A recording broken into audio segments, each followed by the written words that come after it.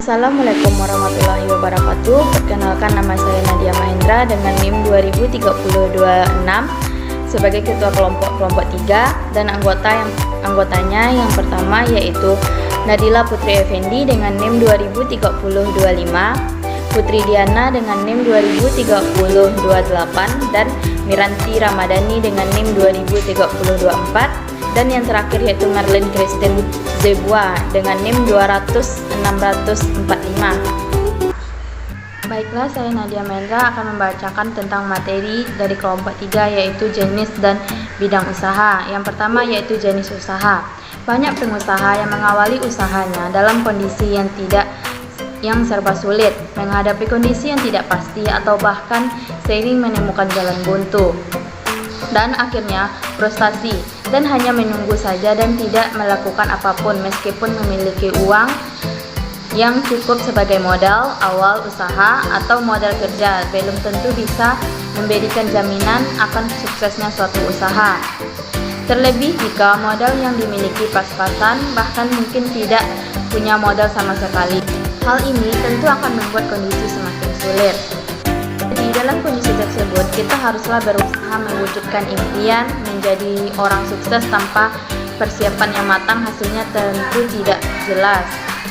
Dan untuk memilih usaha yang sesuai dengan kondisi kita, sebenarnya juga tidak terlalu sulit. Kita dapat memilih usaha yang sesuai dengan kondisi di lingkungan keluarga, lingkungan kantor, ataupun di lingkungan kompleks perumahan, kampus, ataupun dimanapun kita berada. Memilih jenis dan bidang usaha yang digeluti tentunya memiliki pertimbangan tersendiri.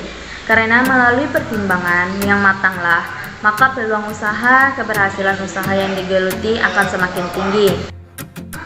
Dan beberapa hal yang harus menjadi pertimbangan dalam memilih jenis usaha adalah yang pertama, yaitu pilihlah kelompok bidang usaha yang akan dilaksanakan. Misalnya, pakaian, sandang, makanan, dan bahan pangan, kecantikan atau kosmetik dan sebagainya.